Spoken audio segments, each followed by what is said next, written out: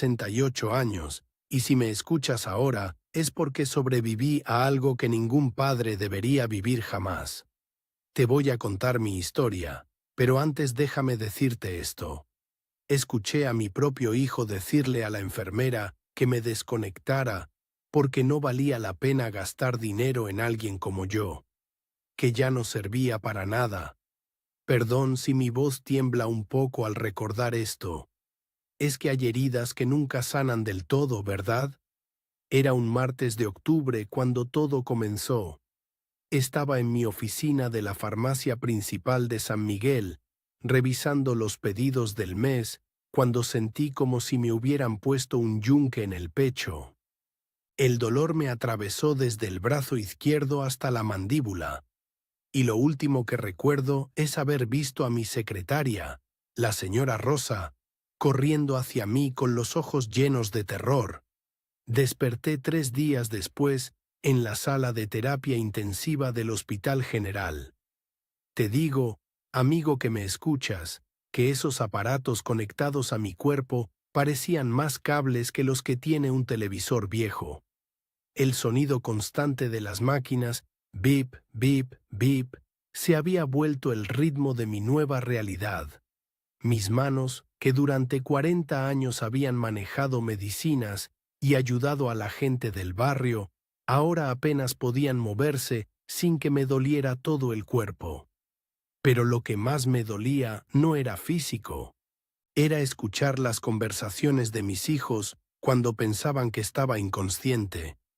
Carlos, mi hijo mayor, llegó ese miércoles con su esposa Patricia.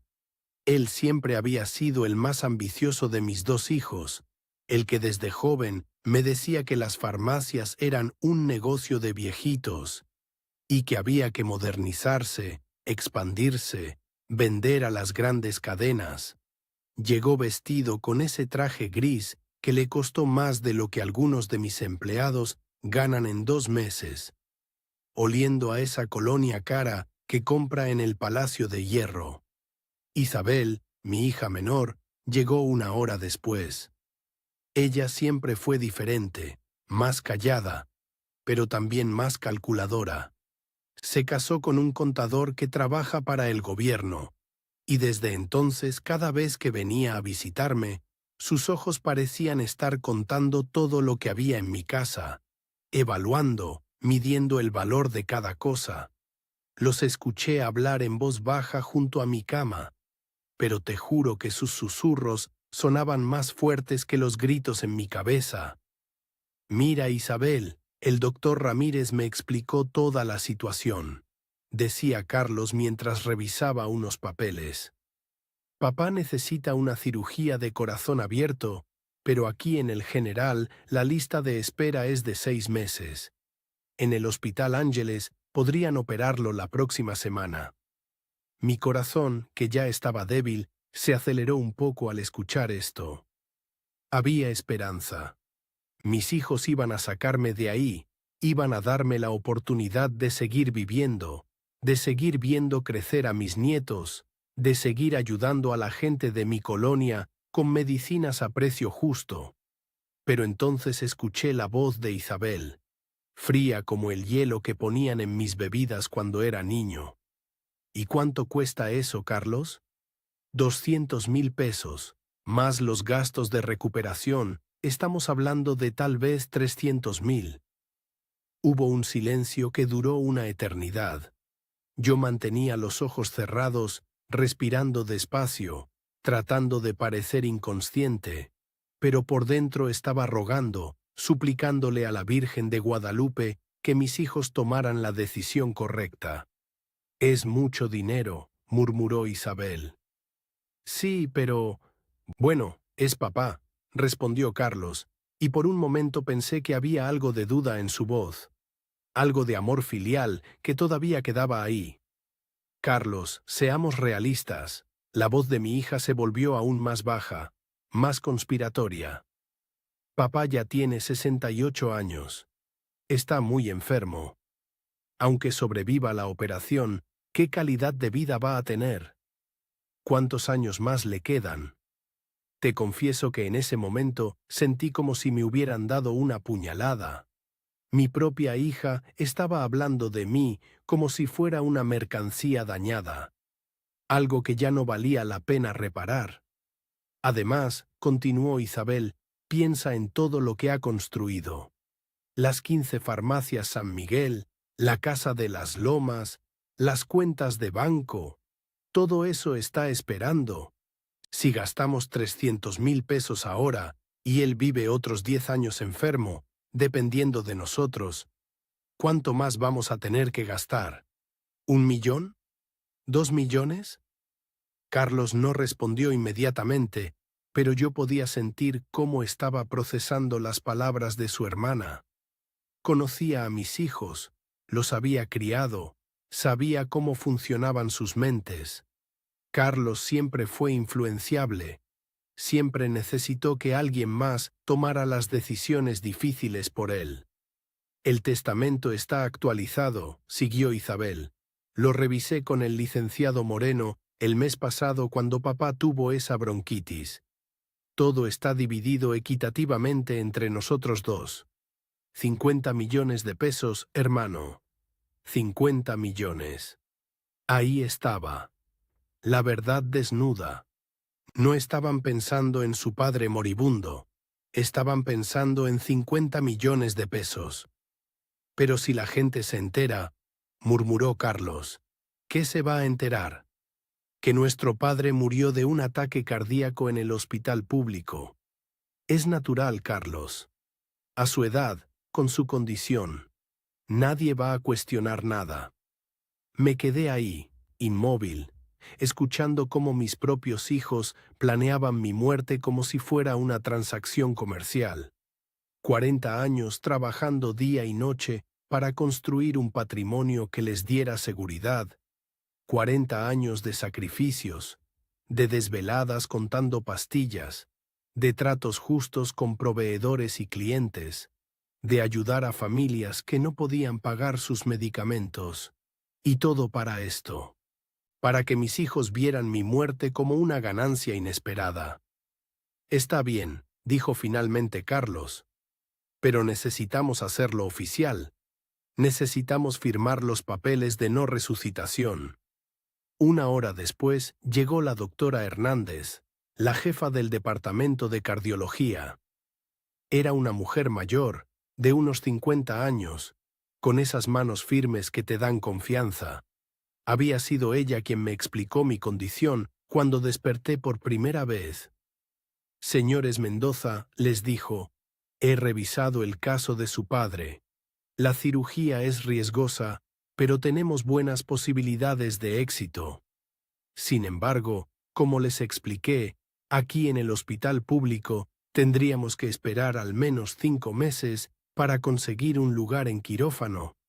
En una clínica privada. Doctora, la interrumpió Carlos, mi hermana y yo hemos estado discutiendo esto, y creemos que lo mejor para nuestro padre es que, bueno, que no sufra más. La doctora frunció el ceño. No entiendo. ¿Se refieren a cuidados paliativos? Nos referimos a que no queremos que se hagan más esfuerzos extraordinarios, explicó Isabel con una frialdad que me heló la sangre. Nuestro padre ha vivido una vida plena. No queremos que pase sus últimos días conectado a máquinas, sufriendo. Mentira, pura mentira. Yo no estaba sufriendo más de lo necesario. Estaba consciente, podía escuchar, podía pensar. Solo necesitaba esa operación para volver a vivir, para volver a ser el hombre que había sido durante 68 años. ¿Están seguros de esta decisión?, preguntó la doctora. Su padre todavía tiene muchas posibilidades. Es un hombre fuerte. Estamos seguros, respondió Carlos. Queremos firmar la orden de no resucitación. Los papeles llegaron 1 hora después. Escuché el sonido de las plumas moviéndose sobre el papel, firmando mi sentencia de muerte. Mis hijos estaban ahí, a 2 metros de mi cama, decidiendo que era mejor que muriera para que ellos pudieran cobrar su herencia. Pero lo peor vino después, cuando pensaron que ya habían terminado con todo. Escuché los pasos de una enfermera acercándose. Era la señora Guadalupe, una mujer de unos 40 años que siempre me hablaba con cariño cuando me revisaba los medicamentos. «Disculpen», le dijo a mis hijos. «Necesito confirmar algunas cosas sobre los cuidados del señor Mendoza para los próximos días». Entonces escuché la voz de Carlos, clara, sin susurros, sin vergüenza. «Mire, señora, desconéctenlo. No voy a pagar 200,000 pesos por alguien que ya no sirve». Ya no sirve. Esas fueron sus palabras exactas. Su padre, el hombre que lo había criado, que había pagado su educación en el Tecnológico de Monterrey, que le había dado su primer trabajo en las farmacias, que había estado presente en su boda, que había cargado a sus hijos cuando nacieron, ya no servía. La enfermera se quedó callada por un momento. Después escuché su voz, temblorosa. «Señor, yo no puedo hacer eso sin una orden médica específica». «Ya tenemos los papeles firmados», intervino Isabel. «No hay nada más que hacer aquí». Después de eso, se fueron. Así de simple. Recogieron los documentos de mi identificación, mis tarjetas, mi cartera, todo lo que pudiera servir para hacer trámites, y se marcharon. Carlos ni siquiera se despidió. Isabel se acercó a mi cama, me tocó la frente con una mano fría y murmuró: «Descansa, papá». Pero yo sabía que no era una bendición, era una despedida conveniente. Me quedé ahí, conectado a esas máquinas, escuchando los ruidos del hospital, sintiendo cómo la vida se me escapaba lentamente mientras mis hijos manejaban de regreso a sus casas, probablemente ya planeando cómo iban a gastar los 50 millones de pesos. Esa noche, cuando el hospital se quedó más silencioso, lloré. Lloré por primera vez en muchos años, no por el miedo a la muerte, sino por el dolor de saber que había criado a dos extraños, dos personas capaces de abandonar a su padre en el momento más vulnerable de su vida. Si tú que me escuchas tienes hijos, abrázalos esta noche, pero también enséñales lo que significa la gratitud, el amor, la lealtad. Porque créeme, no hay dolor más grande que descubrir que aquellos que más amas son capaces de traicionarte cuando más los necesitas. Pero ¿sabes qué, mi amigo que me escuchas? A veces Dios pone ángeles en tu camino justo cuando más los necesitas. Y mi ángel llegó esa misma noche, con bata blanca y estetoscopio al cuello. Era cerca de las 11 de la noche cuando escuché pasos diferentes en el pasillo. No eran los pasos cansados de la señora Guadalupe, ni los apurados del personal del turno nocturno. Eran pasos firmes, decididos, de alguien que sabía exactamente a dónde iba. La puerta de mi habitación se abrió despacio, y entró una doctora joven. Debía tener unos 29 años, tal vez 30. Era delgada, con el cabello negro recogido en una cola de caballo, y llevaba unos lentes pequeños que le daban un aire serio. Pero lo que más me llamó la atención fueron sus ojos. Eran ojos inteligentes, determinados, como los de alguien que ha luchado mucho para llegar a donde está. Se acercó a mi cama y tomó el expediente que colgaba de los barrotes. Lo estudió durante varios minutos, pasando las páginas lentamente, frunciendo el ceño de vez en cuando. Después me miró, y aunque yo mantenía los ojos cerrados, sentí que me estaba examinando no solo como doctora, sino como si tratara de recordar algo. «Esteban Mendoza», murmuró en voz baja, leyendo mi nombre del expediente. «Propietario de Farmacia San Miguel». Hubo algo en la manera en que pronunció mi nombre, algo familiar, aunque yo estaba seguro de que nunca la había visto antes. Era imposible que olvidara una cara así, unos ojos así de expresivos.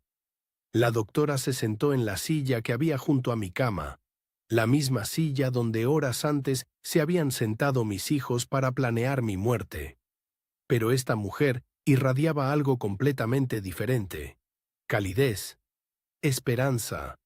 «No sé si me puede escuchar, señor Mendoza», me dijo en voz baja. «Pero mi nombre es Ana Rodríguez.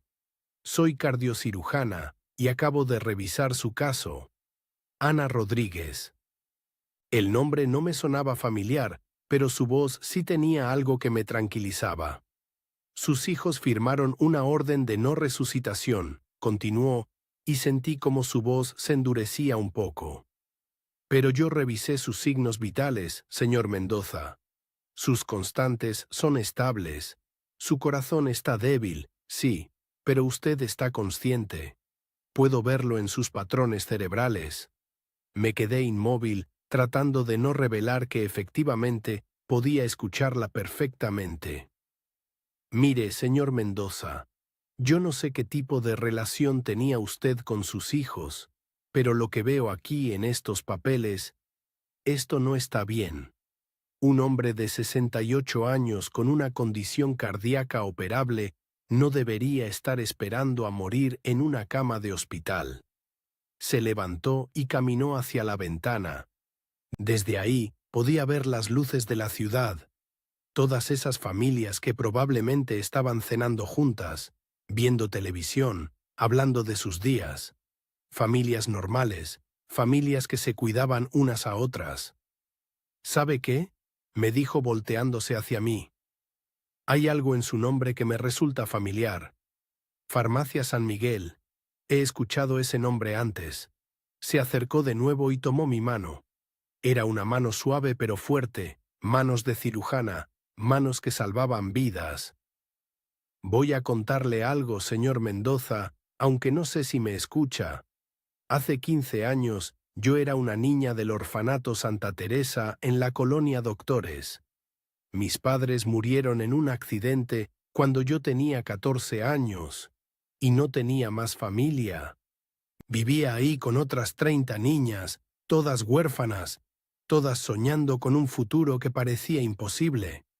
Su voz se volvió más suave, más nostálgica. «Yo siempre quise ser doctora. Desde pequeña, cuando jugaba con muñecas, las curaba en lugar de vestirlas bonito. Las hermanas del orfanato decían que tenía buenas calificaciones, pero que estudiar medicina era muy caro, muy difícil para una niña como yo». Se sentó de nuevo sin soltar mi mano. «Cuando cumplí 18 años llegó una carta al orfanato. Era de una fundación que se llamaba Esperanza para Huérfanos. Me habían otorgado una beca completa para estudiar medicina en la UNAM. Todo pagado, matrícula, libros, hasta un dinero para comida y ropa. Mi corazón se aceleró un poco. Esperanza para Huérfanos. Esa fundación la había creado yo 15 años atrás, después de que un niño de la colonia muriera porque sus padres no pudieron comprar su medicina para el asma. Había puesto 2 millones de pesos de mi propio dinero para ayudar a niños huérfanos a estudiar carreras que les permitieran ayudar a otros. La carta decía que el benefactor quería permanecer anónimo», continuó Ana. «Pero mencionaba que era alguien que trabajaba en el área de salud, alguien que entendía lo importante que era tener doctores comprometidos con ayudar a los más necesitados».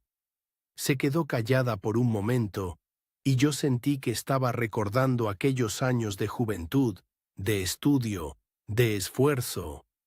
Estudié como loca durante 6 años. Vivía en un cuartito de 3 por 3 metros que rentaba cerca de Ciudad Universitaria. Comía quesadillas en el metro porque era lo más barato, pero nunca dejé de estar agradecida con esa persona que me había dado la oportunidad de cumplir mi sueño. Lágrimas silenciosas comenzaron a rodar por mis mejillas. Esta mujer, esta doctora brillante que ahora tenía mi vida en sus manos, Era uno de los niños a los que había ayudado sin esperar nada a cambio.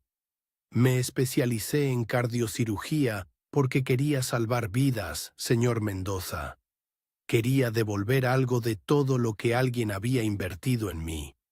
Y ahora, 15 años después, estoy aquí, viendo cómo un hombre bueno, un hombre que construyó farmacias para ayudar a la gente de su comunidad, está siendo abandonado por su propia familia.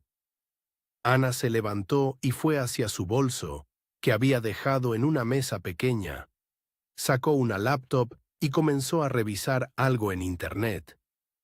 Mire, señor Mendoza, yo investigué un poco sobre usted mientras venía hacia acá. Farmacia San Miguel tiene una reputación excelente en toda la ciudad. La gente habla bien de usted, de cómo siempre ha vendido medicinas a precio justo, de cómo ayuda a familias que no pueden pagar. Cerró la laptop y me miró directamente, aunque yo mantenía los ojos cerrados. ¿Y sabe qué más descubrí? Que hace 15 años, el dueño de Farmacia San Miguel donó 2 millones de pesos para crear la Fundación Esperanza para Huérfanos. 2 millones de pesos para que niños como yo pudiéramos estudiar y ser alguien en la vida. Ahí estaba, había hecho la conexión. Así que ahora tengo una pregunta, señor Mendoza, y necesito que me la conteste, aunque sea con un parpadeo, con un movimiento de dedo, con lo que sea. ¿Usted fue quien me ayudó a estudiar medicina? Abrí los ojos lentamente. La miré directamente y asentí con la cabeza, apenas un movimiento pequeño, pero suficiente para que ella entendiera. Ana se llevó las manos a la cara y comenzó a llorar. No eran lágrimas de tristeza, sino de algo mucho más profundo. Era gratitud pura, reconocimiento, la emoción de encontrarse cara a cara con el ángel de la guarda que había cambiado su vida para siempre. «Dios mío», murmuró. «Dios mío, no puedo creerlo. Usted me salvó la vida hace 15 años, y ahora sus propios hijos lo están dejando morir». Se acercó y tomó mis 2 manos entre las suyas. «Señor Mendoza, míreme bien. Usted me dio la oportunidad de convertirme en la doctora que soy hoy. Me dio la oportunidad de salvar vidas. Y ahora yo voy a salvar la suya». Su voz se volvió firme, decidida. «No me importa lo que hayan firmado sus hijos. No me importa que no tengan dinero para la cirugía privada. Yo voy a conseguir que lo operen y va a sobrevivir. Se lo debo. Le debo mi carrera, mi vida, todo lo que soy». Ana salió de la habitación por unos minutos y regresó con otro doctor, un hombre mayor que parecía ser su supervisor. «Doctor Herrera», le dijo, «he estado revisando el caso del señor Mendoza. Creo que podemos hacer la cirugía aquí mismo, en el General». El doctor Herrera revisó mi expediente y negó con la cabeza. «Ana, ya sabes que tenemos una lista de espera de 6 meses. Además, necesitamos los nuevos marcapasos alemanes para un caso como este. Y esos cuestan 180.000 pesos. El hospital no tiene presupuesto». «¿Y si yo consigo los marcapasos?», preguntó Ana. «¿Tú? ¿Con qué dinero?». «Eso déjelo de mi cuenta, doctor. Solo pregúnteme. Si yo consigo los marcapasos, ¿podemos hacer la cirugía la próxima semana?». El doctor Herrera la miró con curiosidad, pero después de revisar de nuevo mi expediente, asintió. «Si consigues los marcapasos, podemos intentarlo». «Pero Ana, estamos hablando de 180.000 pesos. Eso es más de lo que ganas en un año». «Lo sé», respondió Ana. «Pero hay deudas que no se pagan con dinero, sino con acciones». Esa misma noche, Ana salió del hospital y se fue directamente al banco. Al día siguiente me contó que había pedido un préstamo personal de 180.000 pesos, poniendo como garantía su departamento, su carro, prácticamente todo lo que tenía. ¿Sabe qué le dije al gerente del banco?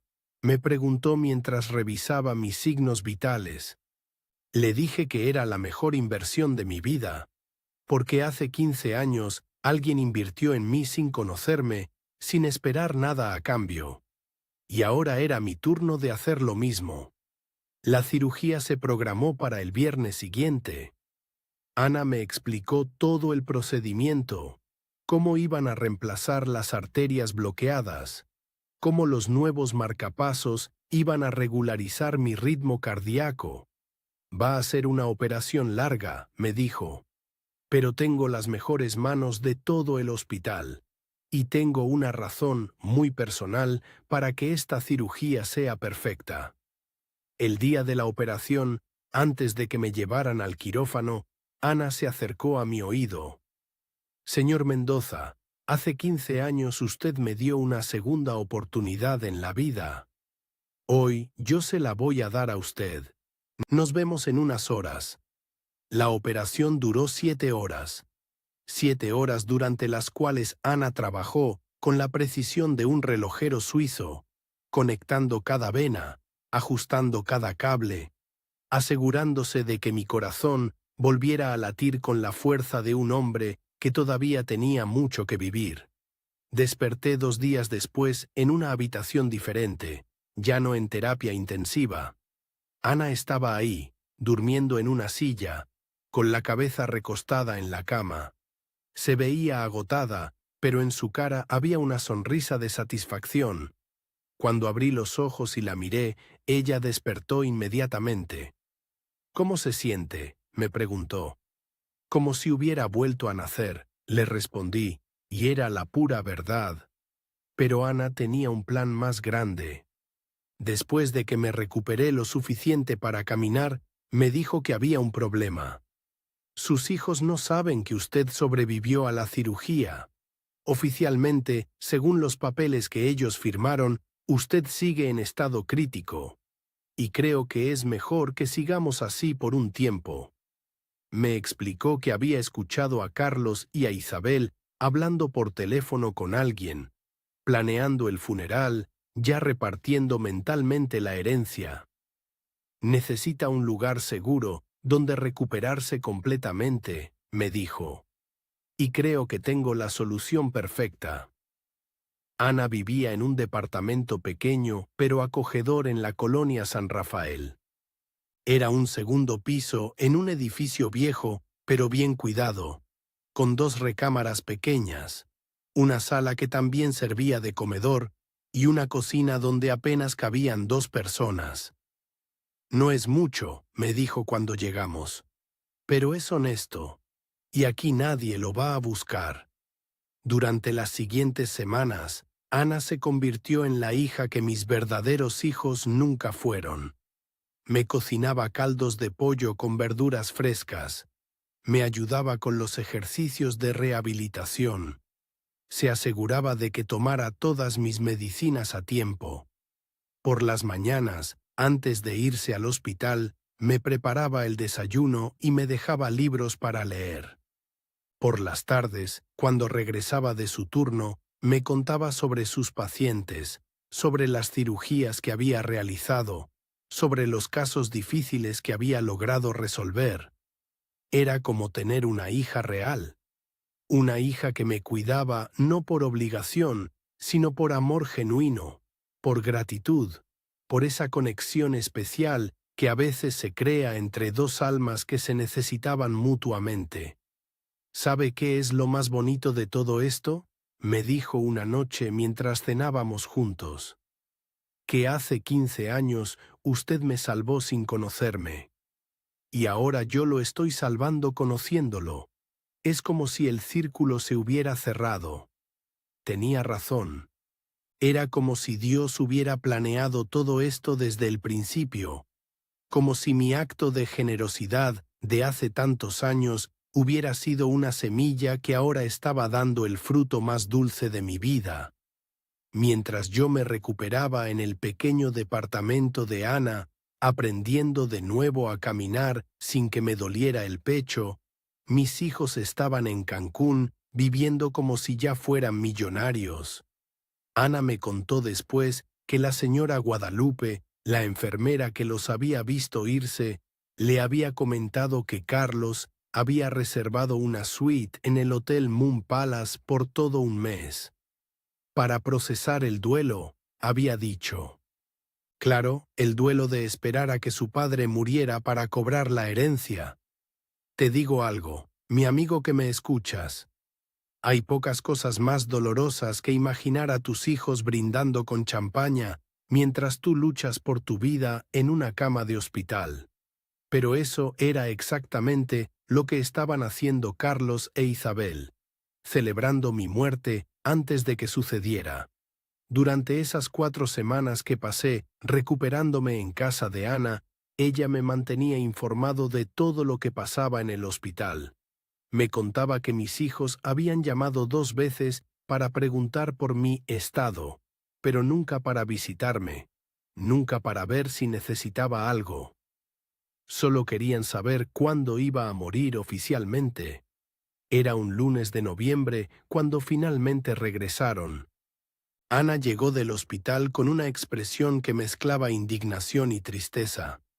«Sus hijos están de vuelta», me dijo mientras se quitaba la bata blanca. «Llegaron esta mañana al hospital preguntando por usted. Pero no venían a visitarlo, señor Mendoza. Venían a recoger el cuerpo». Me senté en la pequeña sala de Ana, sintiendo cómo la rabia me subía por el pecho. 4 semanas. Habían esperado 4 semanas completas sin ni siquiera preguntar si su padre seguía vivo. «¿Qué les dijeron?», pregunté. El doctor Herrera manejó la situación. Les dijo que usted había fallecido hace 3 días, pero que por procedimientos internos del hospital, el cuerpo aún estaba en observación, que podían venir mañana a hacer los trámites. Ana se sentó a mi lado en el sofá pequeño que había sido mi cama durante estas semanas de recuperación. «Pero hay algo más, señor Mendoza, algo que me dio mucha mala espina. Su hijo Carlos llegó preguntando específicamente por Ramiro Vegas». Ramiro Vegas, ese nombre sí lo conocía. Era un tipo que trabajaba en el registro civil del hospital, un hombre de unos 50 años que siempre andaba con trajes baratos, pero con relojes caros. Todo el mundo sabía que Ramiro tenía arreglos especiales con familias que necesitaban acelerar trámites o conseguir documentos sin hacer muchas preguntas. «¿Y qué pasó?», le pregunté a Ana. Lo seguí discretamente. Vi cómo Carlos se reunió con Ramiro en la cafetería del hospital. Estuvieron hablando como 20 minutos, y al final vi cómo Carlos le daba algo por debajo de la mesa. Parecía un sobre. La cosa estaba clara. Mis hijos no solo habían regresado por mi cuerpo, habían regresado con un plan, y ese plan incluía sobornar a un funcionario corrupto para conseguir los papeles que necesitaban. Al día siguiente, Ana se las arregló para estar presente cuando Carlos e Isabel fueron a la oficina de Ramiro Vegas. Me contó después cada detalle de esa conversación que la hizo sentir náuseas.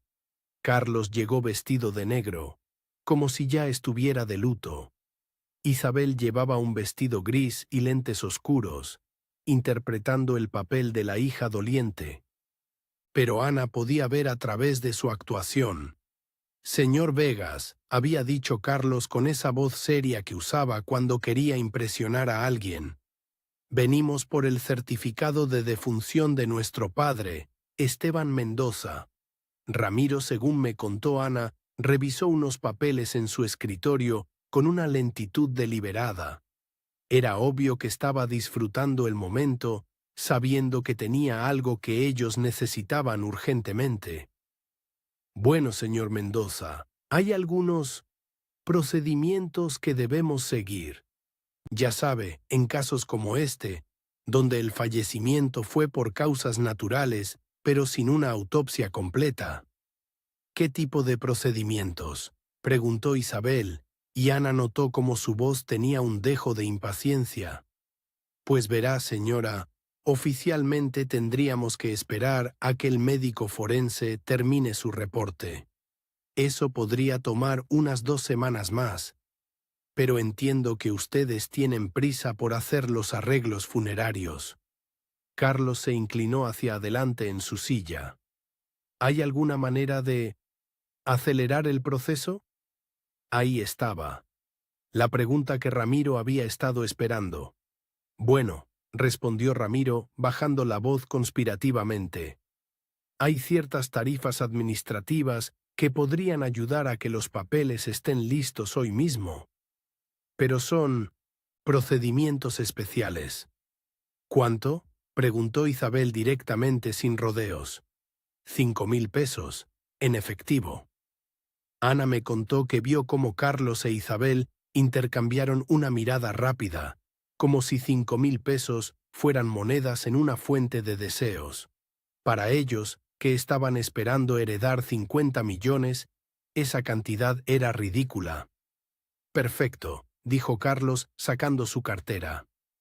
Pero necesitamos que el certificado tenga fecha de ayer, para efectos del seguro de vida. Ramiro sonrió con esa sonrisa grasosa que tienen los corruptos cuando saben que tienen a alguien en sus manos. No hay problema.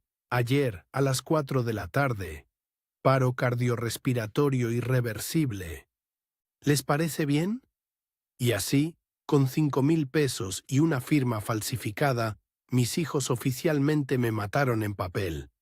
Ramiro les entregó un certificado de defunción completamente falso, con sellos oficiales y firmas que parecían legítimas.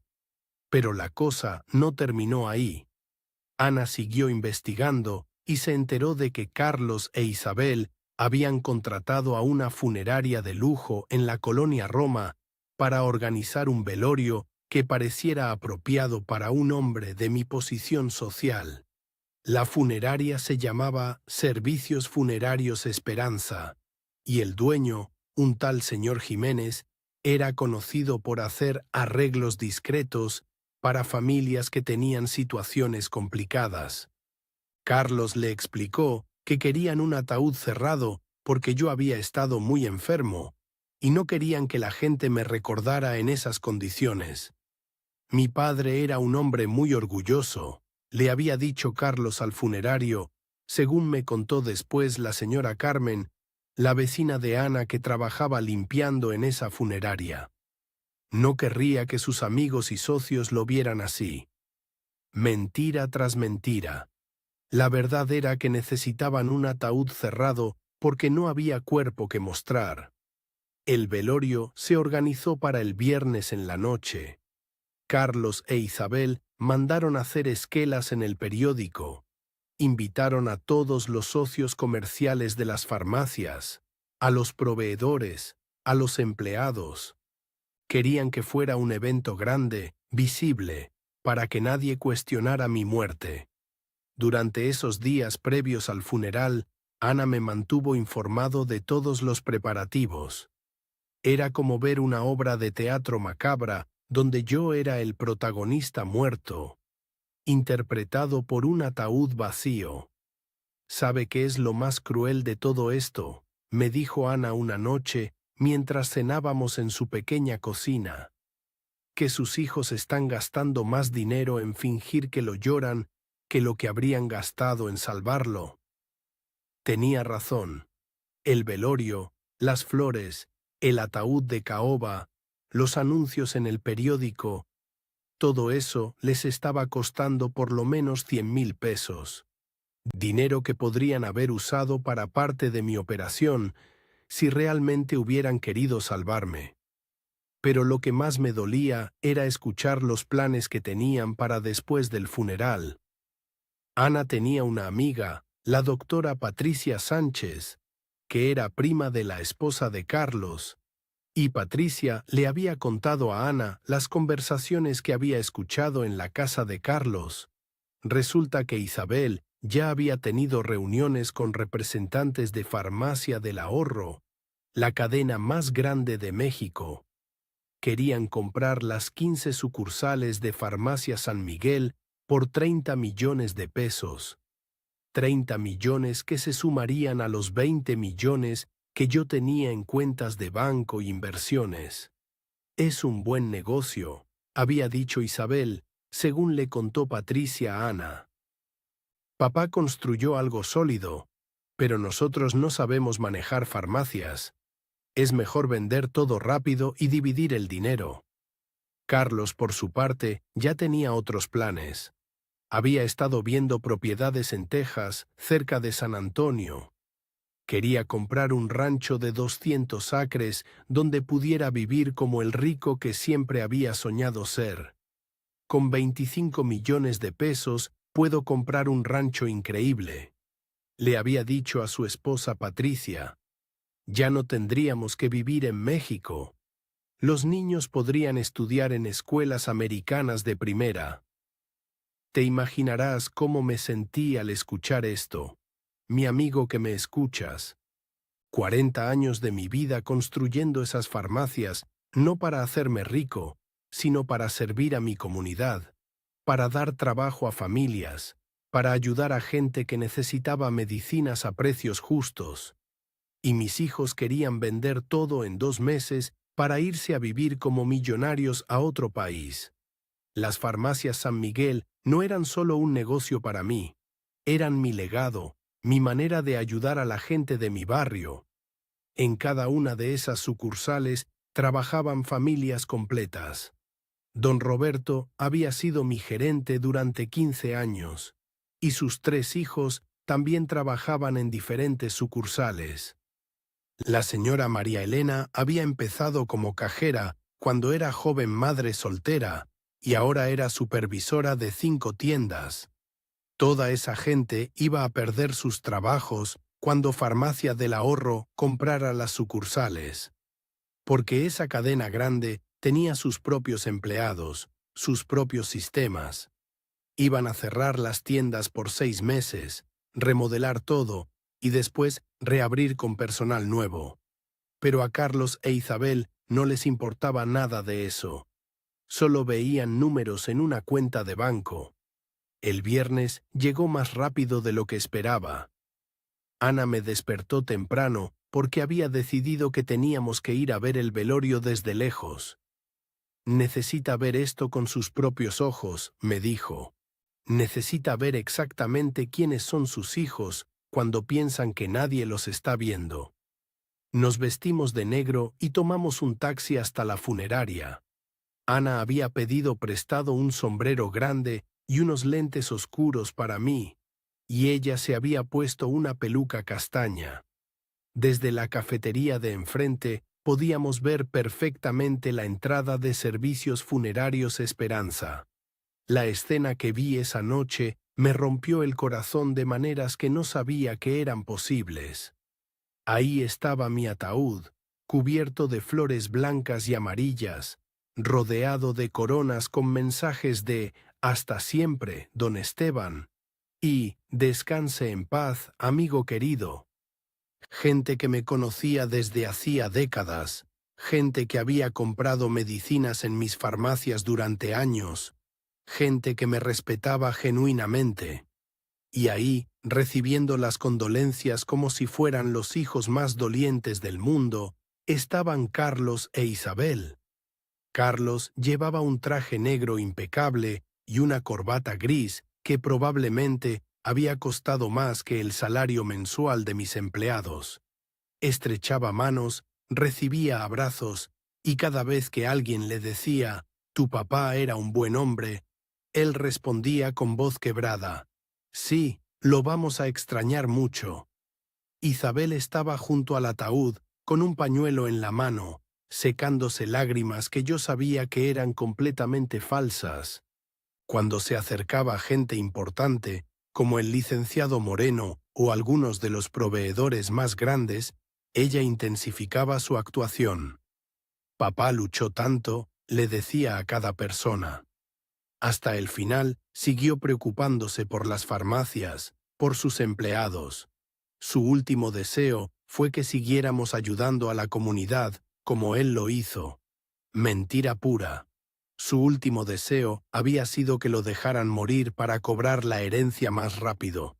Pero lo que más me molestó fue ver llegar a don Roberto, mi gerente de tantos años. Ese hombre llegó con su esposa y sus 3 hijos, todos vestidos con sus mejores ropas, con flores que probablemente habían comprado con dinero que necesitaban para otras cosas. Don Roberto se acercó al ataúd y se persignó. Después abrazó a Carlos con lágrimas genuinas en los ojos. Don Carlos, le dijo, su papá era como un hermano para mí. Trabajé con él durante 15 años y nunca conocí a un hombre más bueno, más justo.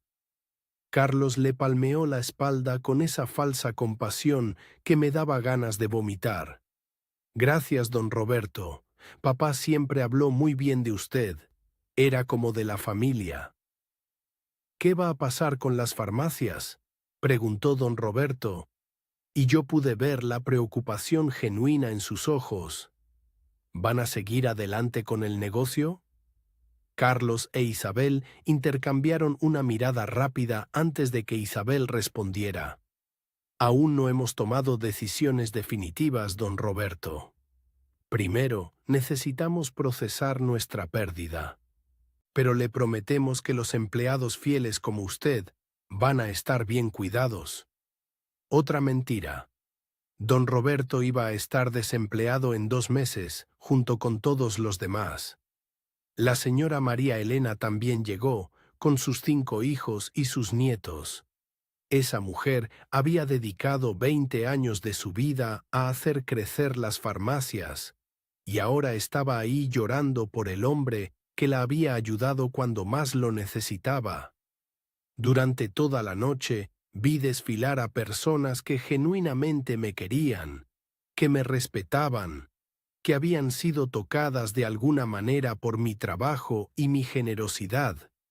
Y al mismo tiempo veía a mis hijos actuando como los dolientes perfectos, sabiendo que en sus corazones solo estaban contando los días para ir al banco a cobrar mi herencia. Cerca de las 11 de la noche, cuando ya había menos gente, escuché una conversación entre Carlos e Isabel que confirmó mis peores sospechas. Se habían alejado un poco del ataúd, fingiendo necesitar aire fresco, y Ana y yo pudimos escuchar desde la cafetería cuando bajaron la voz. ¿Ya hablaste con el licenciado Moreno sobre el testamento?, preguntó Isabel. Sí, tenemos cita el lunes en la mañana. Dice que todo está en orden. Solo necesitamos los certificados de defunción y podemos empezar los trámites de sucesión. ¿Y lo de farmacia del ahorro? Ya tengo la cita para el miércoles. Quieren cerrar el trato antes de fin de mes. 30 millones, hermana. 30 millones limpios. Isabel sonrió por primera vez en toda la noche. Una sonrisa que no tenía nada que ver con dolor o luto. Con esto y lo de las cuentas de banco, vamos a tener más dinero del que imaginábamos. Carlos, vamos a ser libres por primera vez en nuestras vidas. Libres. Esa palabra me pegó como una bofetada. Mis hijos se sentían prisioneros de tener un padre vivo, y mi muerte los iba a liberar. Esa noche regresé al departamento de Ana sintiéndome más triste y más traicionado de lo que me había sentido en toda mi vida. Pero también más determinado. Ana, le dije mientras nos quitábamos los disfraces, creo que es hora de que Esteban Mendoza regrese de entre los muertos. Al día siguiente del velorio, mientras desayunábamos en silencio en la pequeña cocina de Ana, escuchamos que alguien tocaba la puerta con insistencia. Ana me hizo señas de que me quedara callado y fue a ver quién era. «Doctora Ana», gritaba una voz de mujer mayor desde el pasillo. «Tengo que contarle algo increíble». Era doña Carmen, la vecina del departamento de al lado. Una señora de unos 70 años que trabajaba limpiando oficinas en las noches y que siempre sabía todo lo que pasaba en el edificio y en el barrio. Ana la había presentado conmigo como una amiga de mi tía, para no levantar sospechas. Ana abrió la puerta y doña Carmen entró como un huracán, con los ojos brillantes de emoción y las manos temblándole de pura adrenalina. «No va a creer lo que vi anoche en la funeraria donde trabajo limpiando», exclamó sin ni siquiera saludar. Había un funeral del dueño de las farmacias San Miguel, ese señor Esteban Mendoza. Mi corazón se aceleró. Ana me miró de reojo antes de responder. «Ah, sí, doña Carmen. Creo que escuché algo sobre eso en el hospital. Pues resulta que estaba limpiando después de que se fueron todos los dolientes, y escuché una conversación entre los hijos del difunto que me dejó helada», continuó doña Carmen, sentándose en una silla sin que nadie se lo pidiera. «Estaban hablando de vender todo el negocio y dividirse millones de pesos». Se acercó a Ana como si fuera a contar un secreto de Estado. «Pero lo más raro, doctora, lo más raro de todo, es que cuando fui a limpiar alrededor del ataúd, sentí que estaba vacío. Yo he limpiado esa funeraria durante 5 años y sé cómo se siente cuando hay un cuerpo adentro. Este ataúd sonaba hueco cuando accidentalmente lo toqué con la aspiradora». Ana y yo intercambiamos miradas rápidas. Doña Carmen era más observadora de lo que habíamos pensado. Además, siguió la vecina, escuché al hijo, ese Carlos, hablando por teléfono con alguien. Decía que tenían que ir al banco el lunes temprano porque los papeles ya estaban listos y que nadie iba a hacer preguntas. Mi sangre hirvió al escuchar esto. No habían perdido ni un día. Ni siquiera habían esperado a que terminara el velorio para empezar a planear cómo iban a robar mi dinero. Doña Carmen se quedó otros 20 minutos contando chismes del barrio, pero yo ya no la escuchaba. En mi cabeza se estaba formando un plan, una manera de darles a Carlos e Isabel exactamente lo que se merecían. Cuando finalmente se fue la vecina, Ana se sentó frente a mí con una expresión seria. «Señor Mendoza, sus hijos van a ir al banco mañana. Si usted no hace algo hoy mismo, van a conseguir acceso a todas sus cuentas». «Lo sé», le respondí. «Por eso necesito que me ayudes con algo muy importante. Necesito llamar al licenciado Moreno». El licenciado Fernando Moreno había sido mi abogado durante 15 años. Era un hombre honesto, de esos que ya no abundan, que siempre me había aconsejado bien en todos mis negocios. Si alguien podía ayudarme a arreglar esta situación, era él. Ana me prestó su teléfono celular y marqué el número que me sabía de memoria. Eran las 10 de la mañana, y Fernando siempre llegaba temprano a su oficina. «Despacho del licenciado Moreno, buenos días», respondió su secretaria, la señora López. «Buenos días, señora López. Habla Esteban Mendoza». Hubo un silencio largo del otro lado de la línea. Después escuché cómo la secretaria dejaba caer algo, probablemente su taza de café. «¿Señor Mendoza? Pero don Esteban, ayer fuimos a su velorio. Yo misma llevé flores en nombre del licenciado. Señora López, le voy a explicar todo, pero primero necesito hablar urgentemente con Fernando. Es una emergencia legal muy grave». 5 minutos después, tenía al licenciado Moreno en el teléfono y su voz sonaba como si hubiera visto un fantasma. «Esteban, ¿eres realmente tú? Por favor dime que no estoy volviéndome loco». «Soy yo, Fernando, muy vivo y muy enojado. Necesito verte hoy mismo, pero en secreto. Y necesito que no le digas a nadie, absolutamente a nadie, que estoy vivo». Le expliqué brevemente lo que había pasado, el abandono de mis hijos, la cirugía que me salvó la vida, el certificado de defunción falso. Fernando escuchó todo en silencio, y cuando terminé, solo pude escuchar su respiración pesada. «Dios mío, Esteban, esto es increíble. Tus hijos me llamaron ayer para confirmar la cita de mañana. Quieren revisar el testamento y empezar los trámites de sucesión. Perfecto, le dije. Eso me da exactamente el tiempo que necesito. Fernando, ¿puedes venir a verme esta tarde? Tengo la dirección de un lugar seguro donde estoy recuperándome. Quedamos de vernos a las 4 de la tarde en el departamento de Ana.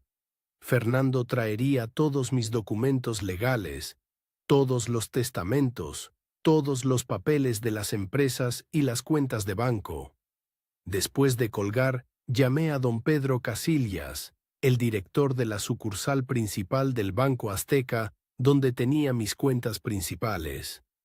Don Pedro y yo habíamos hecho negocios durante 20 años y él conocía perfectamente mi firma, mi voz, mis maneras. Don Esteban, contestó don Pedro con sorpresa. Pero, ¿no estaba usted muerto? No, don Pedro. Muy vivo y con ganas de hacer algunos cambios muy importantes en mis cuentas. ¿Puede venir a verme esta noche? Es urgente y confidencial. Don Pedro aceptó inmediatamente. Él siempre había sido un hombre de negocios discreto, de esos que entienden que a veces las situaciones familiares requieren manejos especiales. El resto del día lo pasé pensando exactamente qué iba a hacer. No era solo una cuestión de castigar a Carlos e Isabel, aunque se lo merecían completamente. Era una cuestión de justicia, de asegurarme de que mi dinero y mis empresas fueran a parar a manos que realmente los merecían. Ana había trabajado todo el día en el hospital, pero cuando regresó a las 3 de la tarde, me encontró sentado en la sala con una libreta llena de notas y cálculos. «¿Cómo se siente, señor Mendoza?», me preguntó, y pude ver en sus ojos que estaba preocupada por mí. «Me siento mejor de lo que me he sentido en años, Ana. Por primera vez en mucho tiempo, sé exactamente qué tengo que hacer». Le expliqué mi plan mientras ella se cambiaba la bata blanca por ropa casual. Ana me escuchó con atención y cuando terminé, se quedó callada por varios minutos. «¿Estás seguro de esto?», me preguntó finalmente. «Es una decisión muy grande. Estamos hablando de toda su fortuna». «Ana, hace 15 años invertí 2 millones de pesos en una niña que ni siquiera conocía, solo porque creí que merecía una oportunidad. Esa inversión me regresó algo que vale mucho más que dinero. Me regresó la vida. Ahora quiero hacer una inversión más grande en la misma persona, pero esta vez la conozco y sé exactamente qué tipo de mujer es». El licenciado Moreno llegó puntualmente a las 4. Cuando Ana le abrió la puerta, Fernando se quedó parado en el umbral, mirándome como si realmente fuera un fantasma. Era un hombre de unos 50 años, con el cabello gris y los lentes que siempre se ajustaba cuando estaba nervioso. Llevaba su maletín de cuero negro de siempre, el mismo con el que había manejado todos mis asuntos legales durante década y media. «Esteban», me dijo acercándose lentamente, «no puedo creer que estés aquí. Ayer estuve en tu velorio, vi tu ataúd, consolé a tus hijos». «Mis hijos», repetí con amargura. «Dime, Fernando, ¿cómo se veían? ¿Muy tristes?». Fernando frunció el ceño y se sentó en el sofá, abriendo su maletín. «Bueno, estaban vestidos de luto, por supuesto, pero ahora que lo pienso, había algo raro, especialmente en Carlos. Cuando le dije que lamentaba mucho la pérdida, él respondió algo como, «Bueno, papá ya no va a sufrir más». No sonaba como alguien que acababa de perder a su padre. Porque para ellos no perdieron a un padre, Fernando. Ganaron 50 millones de pesos. Le conté toda la historia completa, cómo había escuchado la conversación en el hospital, cómo me habían abandonado firmando papeles de no resucitación, cómo Ana me había salvado, cómo habían conseguido un certificado falso de defunción. Fernando tomaba notas en una libreta pequeña y su expresión se volvía más grave con cada detalle. «Esto es abandono de persona en estado de vulnerabilidad», murmuró. «Es un delito federal. Carlos e Isabel podrían enfrentar cargos criminales». «Eso lo vamos a ver después», le dije.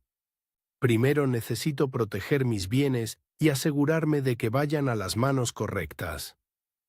Saqué la libreta donde había estado haciendo mis cálculos toda la tarde. «Fernando, quiero cambiar completamente todos mis testamentos y todos los beneficiarios de mis fideicomisos. Quiero revocar cualquier derecho que Carlos e Isabel puedan tener sobre mis propiedades». «¿Y a quién quieres dejarle todo?». Miré a Ana, que estaba en la cocina preparando café para todos nosotros. Ella había insistido en darnos privacidad, pero yo quería que escuchara esta conversación. «Ana», la llamé. «Ven acá, por favor. Quiero que escuches esto». Ella se acercó secándose las manos con un trapo de cocina, con esa expresión curiosa que ponía cuando no sabía qué esperar. «Fernando», le dije al abogado, «quiero dejarle todo mi patrimonio a la doctora Ana Rodríguez. Las 15 farmacias, las cuentas de banco, las inversiones, la casa de las lomas, todo». Ana se quedó helada. El trapo se le cayó de las manos y se quedó ahí parada, mirándome como si le hubiera hablado en chino. «Señor Mendoza, no puedo aceptar eso. Es demasiado. Es toda su vida de trabajo». «Ana, siéntate», le dije con firmeza. «Déjame explicarte algo». Ella se sentó lentamente en el sillón de enfrente, todavía en shock. «Hace 15 años, cuando creé el Fondo Esperanza para Huérfanos, lo hice porque creía que invertir en gente buena era la mejor manera de hacer que mi dinero significara algo. Esa inversión me regresó algo que no tiene precio, una hija verdadera».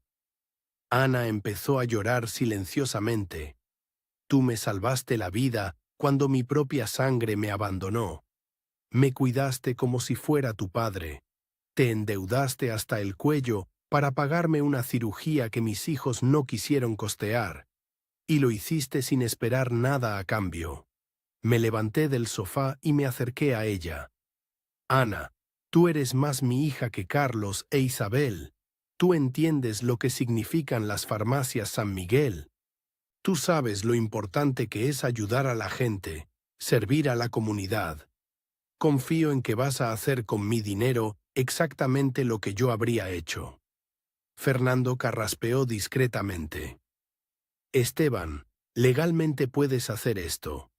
Tienes derecho absoluto a disponer de tus bienes como quieras, pero necesitamos documentar muy bien las razones, especialmente considerando las circunstancias». «¿Qué necesitas?», le pregunté. «Necesito que escribas una carta explicando detalladamente por qué estás desheredando a Carlos e Isabel. Necesito testimonios médicos que confirmen que estabas en pleno uso de tus facultades mentales cuando tomaste esta decisión. Y necesito evidencia del abandono que sufriste». Ana se secó los ojos y habló por primera vez desde que le había dado la noticia. «Licenciado Moreno, yo tengo todos los expedientes médicos del señor Mendoza. Tengo registros de las conversaciones que tuvieron sus hijos con los doctores. Tengo evidencia de que firmaron documentos de no resucitación y después abandonaron el hospital». «Perfecto», respondió Fernando. «Con eso podemos armar un caso sólido». Pasamos las siguientes 2 horas redactando documentos. Fernando había traído una computadora portátil y entre los 3 escribimos una nueva versión completa de mi testamento.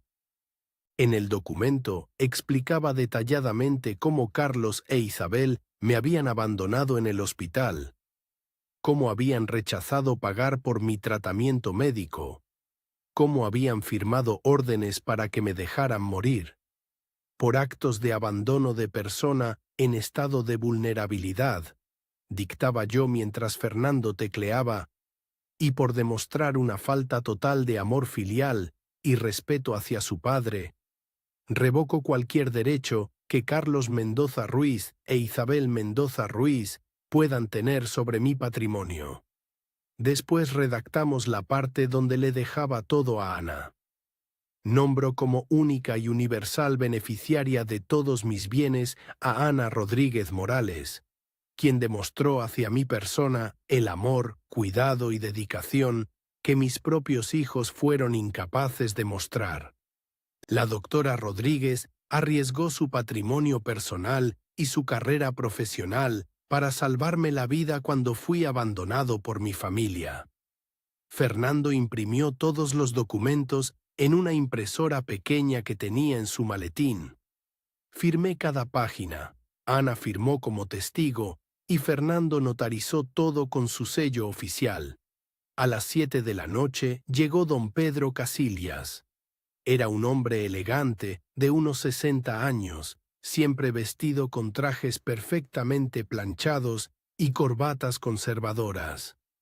Había manejado mis cuentas durante tanto tiempo que conocía hasta el último peso que tenía depositado. Cuando entró al departamento de Ana, su expresión era de pura confusión. Don Esteban, disculpe mi sorpresa, pero ayer recibimos una llamada de sus hijos informándonos de su fallecimiento. Incluso cancelamos algunas transacciones automáticas. Don Pedro, siéntese. Le voy a explicar exactamente qué está pasando. Le conté la historia completa, igual que le había contado a Fernando. Don Pedro escuchó todo con la cara seria de un banquero que está procesando información muy delicada. Esto es muy grave, don Esteban. Sus hijos tenían una cita conmigo mañana para presentar el certificado de defunción y solicitar acceso a las cuentas. Perfecto, le dije. Quiero que esa reunión se lleve a cabo exactamente como estaba planeada. Don Pedro frunció el ceño. ¿Qué quiere decir? Quiero que Carlos e Isabel lleguen mañana al banco pensando que van a recoger su herencia. Pero cuando lleguen, quiero que los esté esperando la policía. Le expliqué mi plan completo. Don Pedro iba a recibir a mis hijos normalmente, iba a revisar sus documentos, y cuando ellos presentaran el certificado de defunción falso, él iba a descubrir que había inconsistencias en los papeles. En ese momento, iba a llamar a la policía para reportar un intento de fraude. Mientras tanto, continué, quiero que cambies todos los beneficiarios de todas mis cuentas. Todo va a pasar a nombre de Ana Rodríguez. Don Pedro miró a Ana con curiosidad. ¿La doctora Rodríguez es familiar suya? Es mi hija, respondí sin dudarlo. No biológicamente, pero en todos los aspectos que importan. Pasamos otra hora transfiriendo cuentas, cambiando beneficiarios, actualizando firmas autorizadas. Don Pedro trajo formularios del banco y Ana tuvo que firmar docenas de documentos para convertirse oficialmente en la propietaria de 50 millones de pesos. Don Esteban, me dijo don Pedro antes de irse, ¿está completamente seguro de esta decisión? Es irreversible. Pedro, llevo 68 años en este mundo y nunca he estado más seguro de nada. Esta mujer me salvó la vida. Mis hijos intentaron quitármela. No hay decisión más fácil que esta. Esa noche, después de que se fueron Fernando y don Pedro, Ana y yo nos quedamos despiertos hasta muy tarde hablando en su pequeña sala. Señor Mendoza, me dijo, todavía no puedo creer lo que pasó hoy. Hace una semana yo era una doctora endeudada que vivía en un departamento rentado. Ahora soy... no sé ni cómo decirlo. Ahora eres una mujer con los recursos para cambiar el mundo, le respondí. Pero más importante, eres una mujer con el corazón para hacerlo bien. Ana se quedó callada por un momento mirando por la ventana las luces de la ciudad. «¿Qué va a pasar mañana?», preguntó finalmente. «Mañana», le dije, «la justicia va a llegar para Carlos e Isabel. Y tú y yo vamos a empezar una nueva vida juntos, como padre e hija de verdad». Esa noche dormí mejor de lo que había dormido en meses. Por primera vez desde mi ataque al corazón, sentía que todo estaba en su lugar. Mi dinero iba a estar en buenas manos, mis farmacias iban a seguir ayudando a la gente, y mis hijos iban a aprender que las acciones tienen consecuencias. Pero sobre todo había encontrado algo que pensé que había perdido para siempre: una familia verdadera, una hija que me amaba por quien yo era, no por lo que tenía. Y mañana, Carlos e Isabel iban a descubrir que robar una herencia es mucho más difícil cuando el muerto todavía está vivo. El lunes amaneció con ese tipo de cielo gris que parece presagiar que algo importante va a suceder. Ana se despertó temprano, más nerviosa que yo, revisando una y otra vez los documentos que habíamos preparado la noche anterior. «¿Está seguro de que quiere hacer esto?», me preguntó mientras desayunábamos café con pan dulce en su pequeña cocina. «Todavía podemos manejar todo de manera privada, sin tanto drama». «Ana», le dije tomando su mano, «mis hijos eligieron el drama cuando decidieron abandonarme en esa cama de hospital. Ahora van a vivir las consecuencias de sus decisiones». Don Pedro había llamado temprano para confirmar que todo estaba listo. Los detectives Raúl Hernández y Lucía Vargas, de la División de Delitos Financieros, ya estaban posicionados en el banco desde las 8 de la mañana. Carlos e Isabel tenían cita a las 10:30. «Los van a dejar entrar normalmente», me había explicado don Pedro. «Van a revisar sus documentos, y cuando presenten el certificado de defunción falso, ahí es cuando vamos a activar el operativo». El licenciado Moreno llegó al departamento de Ana a las 9:30. Traía una carpeta gruesa con todos los documentos legales que habíamos preparado, y una sonrisa que mezclaba nerviosismo con satisfacción. Esteban, en 30 años de carrera legal, nunca había visto un caso así, me dijo mientras nos dirigíamos al carro que había rentado Ana. «Esto va a ser histórico». «Lo que va a ser», le respondí, «es justo». El plan era simple pero efectivo. Ana, Fernando y yo íbamos a esperar en la cafetería que estaba en la planta baja del mismo edificio donde quedaba el Banco Azteca. Desde ahí podíamos ver la entrada principal y estar listos para hacer nuestra entrada en el momento preciso. A las 10:15 vi llegar el BMW negro de Carlos. Se estacionó en un lugar reservado para clientes preferenciales, como si todavía tuviera derecho a esos privilegios.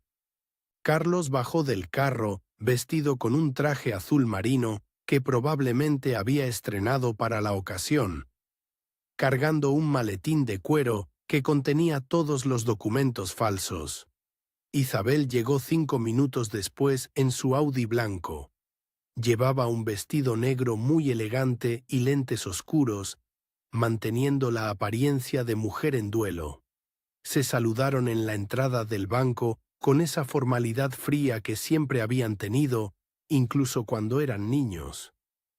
«Ahí van», murmuré, sintiéndome como si estuviera viendo una película donde yo era el protagonista que supuestamente había muerto en el primer acto. Ana tomó mi mano. «¿Cómo se siente al verlos?» «Como un padre que está a punto de darles la lección más importante de sus vidas», le respondí. Don Pedro me había explicado exactamente cómo iba a desarrollarse todo. Carlos e Isabel serían recibidos en su oficina privada del segundo piso, una sala elegante con ventanales grandes donde don Pedro manejaba las cuentas de sus clientes más importantes. Los detectives estarían escondidos en la oficina contigua, escuchando toda la conversación a través de un sistema de intercomunicación. A las 10:35 mi teléfono vibró. Era un mensaje de don Pedro. Ya están aquí. Todo procede según el plan. Imagínate la escena, mi amigo que me escuchas. Carlos e Isabel entrando a esa oficina lujosa, sentándose en esas sillas de cuero, mirando los diplomas y reconocimientos en las paredes, pensando que en unos minutos iban a ser millonarios. Don Pedro ofreciéndoles café, tratándolos con esa cortesía profesional que había perfeccionado durante décadas de servicio bancario. Señores Mendoza, les habría dicho don Pedro, antes que nada, permítanme expresar mis más sinceras condolencias por la pérdida de su padre. Don Esteban fue un cliente muy apreciado durante muchos años. Carlos, actuando su papel de hijo doliente, habría respondido algo como: «Gracias, don Pedro.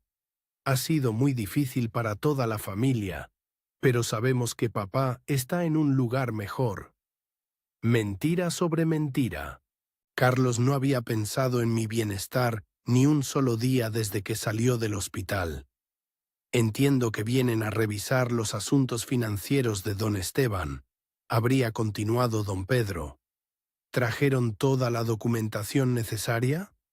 Isabel, siempre la más práctica, habría abierto su bolsa y sacado los papeles. El certificado de defunción falsificado, las identificaciones que habían tomado de mis cosas personales, una copia del testamento que creían que seguía vigente. Aquí están todos los documentos, habría dicho Isabel. Como pueden ver, mi padre falleció el jueves pasado por complicaciones cardíacas. Don Pedro habría revisado los papeles lentamente, fingiendo que todo estaba normal. Después habría introducido el certificado de defunción en el escáner de su computadora como parte del protocolo bancario estándar. Muy bien, habría murmurado mirando la pantalla. Solo necesito verificar algunos datos en el sistema. Mientras tanto, en la oficina de al lado, los detectives Hernández y Vargas estarían confirmando lo que ya sabían: que el certificado de defunción era completamente falso. Las fechas no coincidían con los registros hospitalarios. La firma del médico era una imitación burda, y el sello oficial tenía irregularidades evidentes. Mi teléfono vibró de nuevo. Otro mensaje de don Pedro. Presentaron los documentos falsos. Los detectives están listos. Vengan en 5 minutos. Ana, Fernando y yo salimos de la cafetería y caminamos hacia el elevador del banco. Mi corazón latía rápido, pero no de enfermedad esta vez, sino de anticipación. Por primera vez en meses sentía que tenía control total sobre mi vida y mi destino. Señor Mendoza, me dijo Fernando mientras subíamos al segundo piso, ¿está preparado para esto?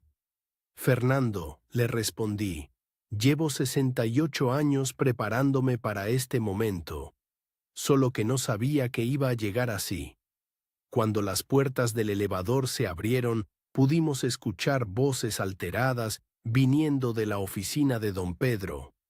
Carlos estaba hablando más fuerte de lo normal, y su voz tenía ese tono de impaciencia que yo conocía muy bien. «No entiendo cuál es el problema, don Pedro», decía Carlos. «Los documentos están en orden. Mi padre murió, tenemos el certificado oficial, y nosotros somos los únicos herederos legales». «Señor Mendoza», respondía don Pedro con esa calma profesional que mantenía incluso en las situaciones más tensas, «comprenda que el banco tiene protocolos muy estrictos para este tipo de transacciones. Necesitamos verificar algunos detalles adicionales». «¿Qué tipo de detalles?», preguntaba Isabel, y yo podía detectar nerviosismo en su voz. «¿Hay algún problema con los papeles?». En ese momento, Fernando tocó suavemente la puerta de la oficina. Don Pedro respondió inmediatamente. Adelante. Fernando entró primero, seguido por Ana y finalmente por mí. Te juro que la expresión en las caras de Carlos e Isabel fue algo que voy a recordar por el resto de mi vida. Carlos se levantó de su silla tan rápido que la volteó. Su cara se puso completamente blanca, como si hubiera visto al mismo diablo. Se quedó ahí parado, con la boca abierta, apuntándome con un dedo tembloroso. Tú, ¿cómo es posible?, balbuceó. Isabel no se levantó. Se quedó sentada, agarrando los brazos de su silla como si fuera a desmayarse. Sus lentes oscuros se le cayeron al suelo y pude ver sus ojos llenos de terror absoluto. «Buenos días, hijos», les dije con la voz más tranquila que pude reunir. «¿Sorprendidos de verme?» «Papá», murmuró Isabel. Pero tú estás muerto. Fuimos a tu funeral. Te enterramos». «No, Isabel. Ustedes enterraron un ataúd vacío después de sobornar a un funcionario corrupto para conseguir un certificado de defunción falso. Pero yo estoy muy vivo, como pueden ver». Carlos finalmente recuperó la capacidad de hablar, pero su voz sonaba ronca, desesperada. «Papá, no entiendes. Pensábamos que estabas muy enfermo. Los doctores dijeron que no había esperanza. Solo queríamos evitarte sufrimiento». «Carlos», le dije acercándome a él lentamente. «Yo estaba consciente cuando le dijiste a la enfermera que me desconectara porque no valía la pena gastar dinero en alguien que ya no servía. Escuché cada palabra». El color regresó a la cara de Carlos, pero ahora era rojo de vergüenza y pánico. Eso no es lo que quisimos decir. Estábamos confundidos, desesperados. Estaban calculando cómo dividirse 50 millones de pesos. Los interrumpí. Escuché toda su conversación sobre vender las farmacias, sobre comprar ranchos en Texas, sobre ser libres por primera vez en sus vidas. En ese momento, la puerta de la oficina se abrió de nuevo y entraron los detectives Hernández y Vargas.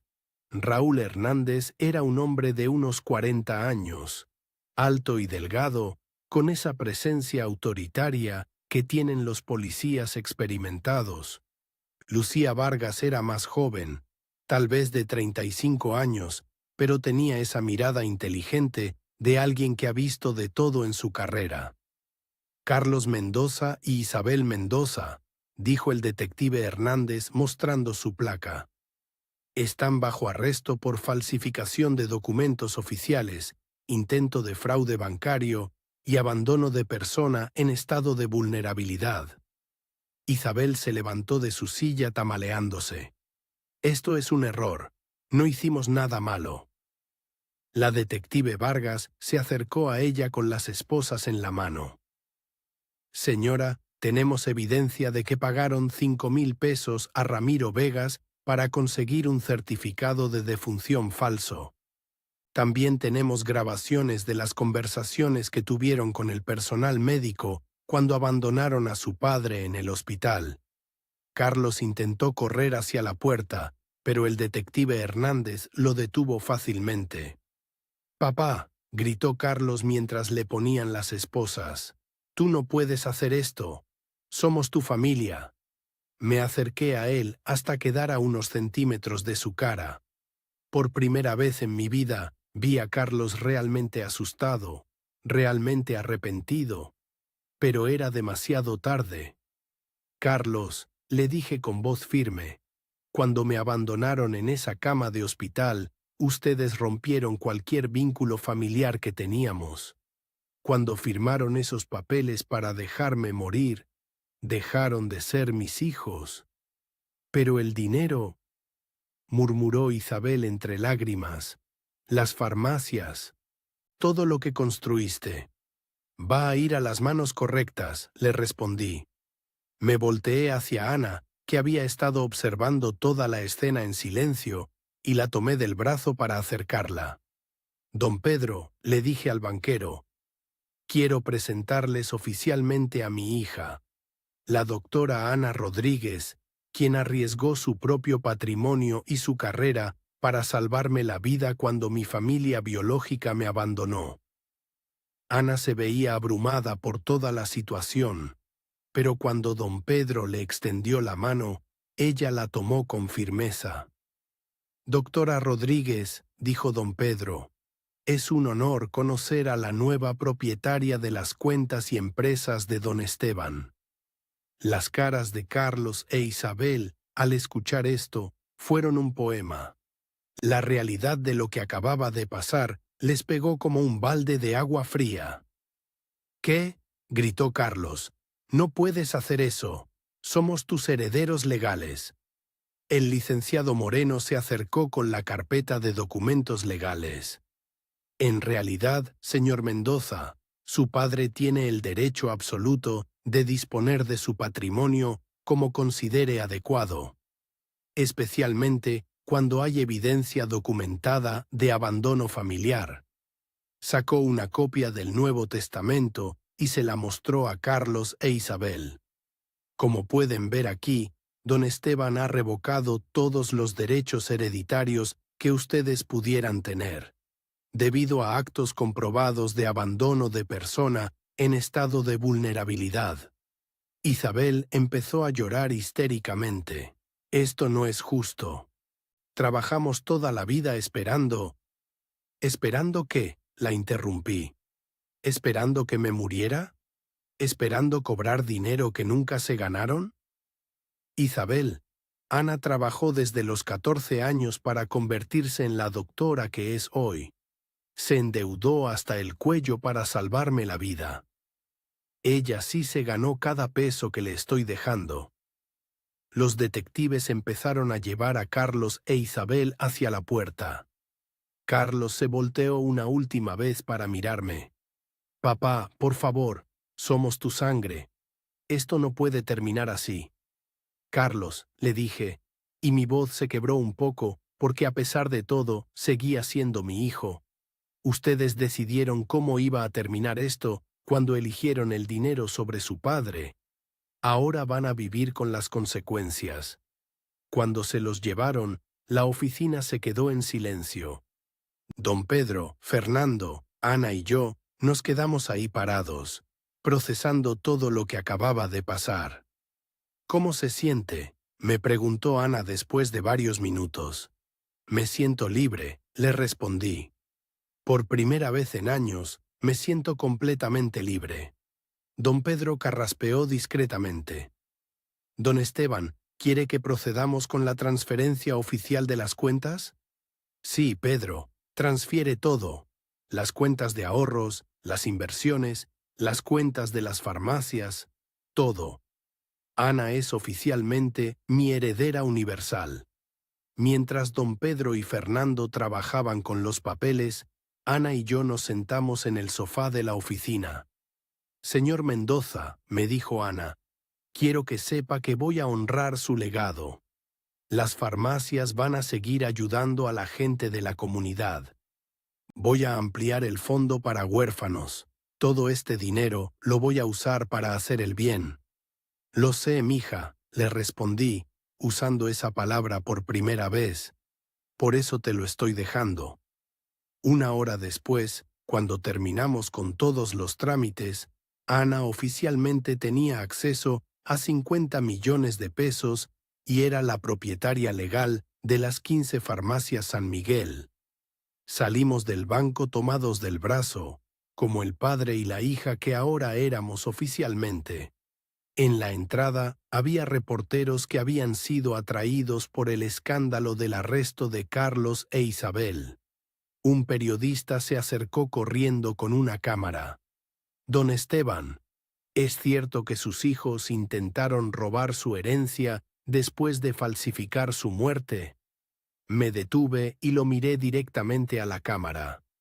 Sabía que esta iba a ser mi oportunidad de contar mi versión de la historia. Es cierto, dije con claridad. Mis hijos biológicos me abandonaron en un hospital público porque consideraron que gastar dinero en salvarme no era una buena inversión. Pero Dios me puso un ángel en el camino.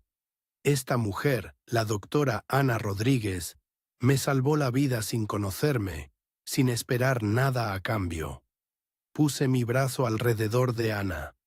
Hoy quiero anunciar públicamente que Ana es mi hija adoptiva y mi heredera universal. Ella va a continuar el legado de las farmacias San Miguel, ayudando a las familias que más lo necesitan. El periodista siguió haciendo preguntas, pero yo ya había dicho todo lo que necesitaba decir.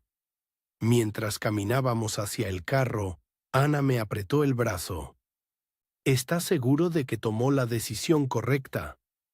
Ana, le dije, hace 15 años invertí en una niña desconocida porque creí que merecía una oportunidad. Hoy esa niña me salvó la vida y me devolvió la fe en la humanidad. No hay decisión más correcta que esta.